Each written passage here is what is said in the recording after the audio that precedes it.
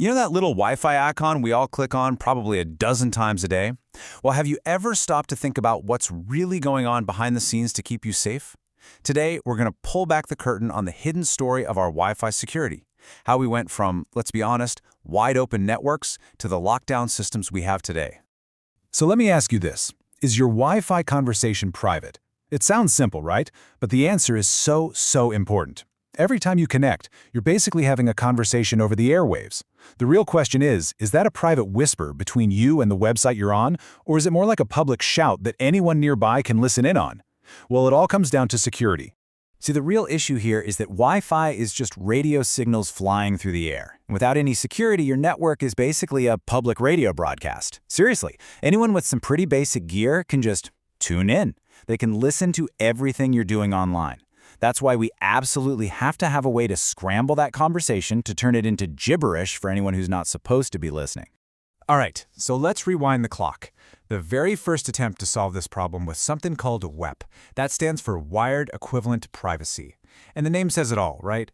The goal was super simple. Make a wireless network just as secure as if you were plugging in an old-school Ethernet cable. It was the first shot at this, the original pioneer. And the way WEP worked was, deceptively simple. You had one single shared key. Think of it just like a password. Your router knew it, your laptop knew it, and that was it.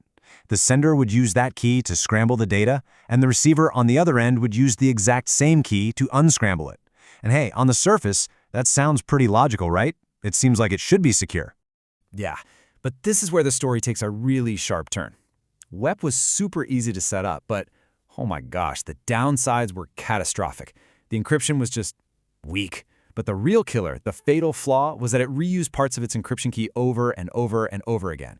This created a pattern, a super predictable pattern that hackers could easily spot. The result? WEP can be cracked in minutes today. It's not just outdated, it's completely, utterly broken. So, with WEP being a total disaster, the industry needed a fix, and fast. And that fix was WPA, or Wi-Fi Protected Access. This was the much-needed upgrade. It was designed from the ground up to plug all those gaping holes that WEP had, and to give us a much stronger, more robust system. And the best part? A lot of the time, you didn't even need new hardware to use it. So what was WPA's secret weapon?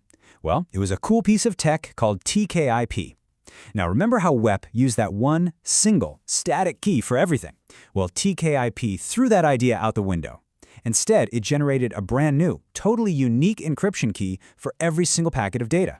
Think of a packet as a tiny envelope of information. By giving each envelope its own key, it completely destroyed that predictable pattern that made WEP so ridiculously easy to crack. This new approach built a way stronger defense. First, you've got TKIP with its constantly changing keys, which slammed the door shut on that main WEP attack. But WPA didn't stop there. It also added something called a message integrity check. This was basically a digital seal on each data packet to make sure nobody could mess with it or change it while it was flying through the air. You put those two things together, and suddenly you have a dramatically more secure network. Okay, so WPA actually comes in two main flavors. The first is WPA Personal, and that's almost certainly what you're using at home. It's simple, you have one password, what the tech folks call a pre-shared key, and you give it to anyone who needs to connect. Easy enough. But then there's WPA Enterprise. This is the heavy-duty version built for big businesses and corporations. It doesn't rely on just one password for everyone. It uses a much more sophisticated system to check who you are. And that sophisticated system is called 802.1x. Now, this is a really important point.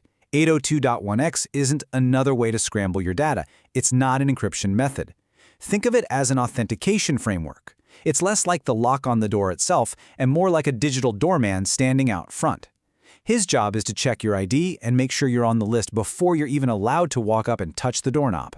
So how does this digital doorman system work? Well, there are three key players in this little drama. First, you've got your device, your laptop or your phone. In this world, it's called the supplicant. Basically, it's the one politely asking, "May I please come in?" Then you have the authenticator, which is the Wi-Fi access point. It's the gatekeeper, the bouncer at the door. And finally, there's the big boss, the authentication server. This is a separate central server that holds the master list of who's approved and who's not. So here's how that whole digital handshake plays out. Your laptop, the supplicant, walks up to the access point and says, "Hey, I'd like to connect."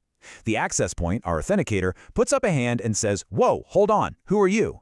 It doesn't make the decision itself. Instead, it takes your credentials and passes them over to the authentication server. That server checks its master list, and only if your name is on it does it send a message back to the access point saying, "Yep, they're good, let them in." You can see how this is a way more secure process than just having one password that everyone knows. So we've gone from a broken lock to a pretty smart security system. But what does all of this evolution actually mean for you and me, the people just trying to get online? All right, let's boil it all down. Here's the cheat sheet. WEP, it's a museum piece, a relic. You should absolutely never, ever use it. WPA, specifically the newer versions like WPA2 or WPA3 with a strong password, is the gold standard for your home and small office. And 802.1x, that's the enterprise-grade solution that big companies use to give every single person their own unique personal key to the network. So there you have it. The technology has come a huge way from that first, frankly terrible broken lock. But this whole journey leaves us with one last really important question to think about. The protocols protecting us are smarter than they have ever been, but have our own habits kept up? Are you, right now, still using password 123 or your dog's name for your home network? Because at the end of the day, the best lock in the world doesn't mean a thing if you leave the key under the doormat.